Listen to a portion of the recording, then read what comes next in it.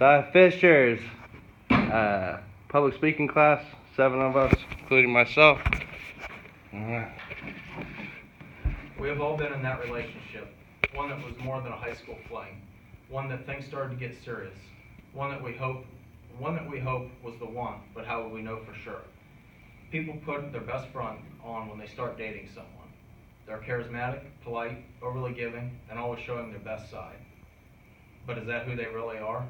Do you want to wait till marriage to find out the true person you will be living with?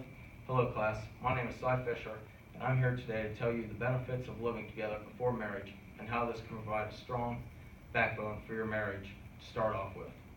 Let me give you a little background information. My situation was a little different. Both of us were previously married. We brought kids from both sides into the relationship, and this was neither one of our first rodeos. My wife and I met, fell in love, and almost a year later, moved into our first home together. Now this wasn't a spur-of-the-moment decision. It took a lot of planning. Between the two of us, there are 3 kids that we had to think about, which brought about more hassles and headaches, such as school districts, being centrally located to a grocery store, their extracurricular activities, a good neighborhood, and not too far for a babysitter to drive. Take all of these technical things out of it, and let's dive right into the best decision that I have made to date, and my wife will back me on that. I believe that if you really want to know someone and see if this person is the person you want to spend the rest of your life with, you should live with them prior to getting married. And today I'm going to explain to you why I believe you should agree with me in this decision to live with your significant other prior to marriage. Like I stated previously, living together with your significant other prior to getting married gives you an idea of how this person will be if you decide that you want to marry them. Today, according to the magazine of The Art of Manliness, 2/3 of marriages have lived with their significant other prior to becoming married. This allows you to really get to know the person. Living with your significant other will let you know their daily quirks, how many times someone has to hit the snooze button before actually getting up. The stacking of the dishes in the sink is actually an engineering degree and will become an Olympic sport. Waiting until 6 p.m. to ask your significant other if they have a plan for dinner instead of just making it. The difficulty that dirty clothes have in making it to a laundry basket to be washed. According to the MIC network, 2/3 of non-married couples living together admit this is the number one thing that bothers them about their significant other. While these daily quirks can sometimes be bothersome and downright annoying, don't let this be a deterrent and end all for the relationship. This is something that you can build on. By knowing what bothers your significant other can be a way to find some common ground. After all, if you're going to get married, what better time to work on the give and take and a chore list?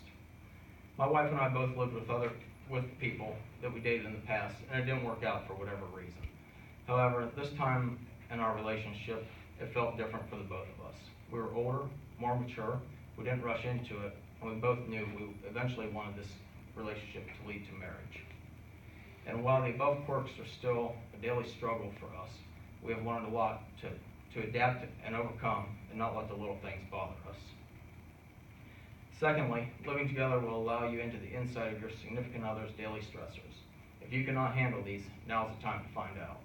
Some of the daily stressors that you may learn about, what their fears are. According to Daily Encouragement for the Smart Step family, the most common fear among living with a significant other prior to marriage is the fear of breakup, since one or both people have experienced that before. You'll learn what makes them uncomfortable, what they hope to accomplish in their lives, and what they are working hard for, whether in their life or in their career. As for me and my wife, we brought fears and insecurities from previous failed relationships into our relationship.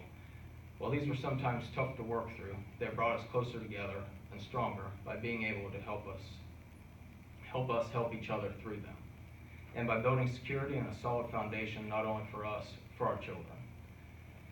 We have helped each other work towards accomplishments and career goals, working as a team and not a single player game. Lastly, you will find out if either one of you can learn to adapt to want to live with a significant other. You must learn to both be flexible and understanding of your significant other. Patience and communication will have to be the foreground for your relationship to not only work but to benefit and grow. According to Tony Robbins with the Ultimate Relationship Guide, people often confuse communication for taking or making conversation, and this is the root cause of why many of these same people are so unsuccessful in communicating with their partners. He also states communication relationship at its core is about connecting and using your verbal, written, and physical skills to fulfill your partner's needs, not just making small talk. In conclusion, there are many more reasons to move in with someone prior to marriage. Everything that I have provided you is just a short list to consider. Living together provides you with a sense of structure and stability. Learning your significant other's daily quirks, stressors, insignificant things that make up who they are today is a great benefit to living together before marriage. Plus, if it doesn't work out, now's the time to find out. This will be cheaper than a divorce. Thank you.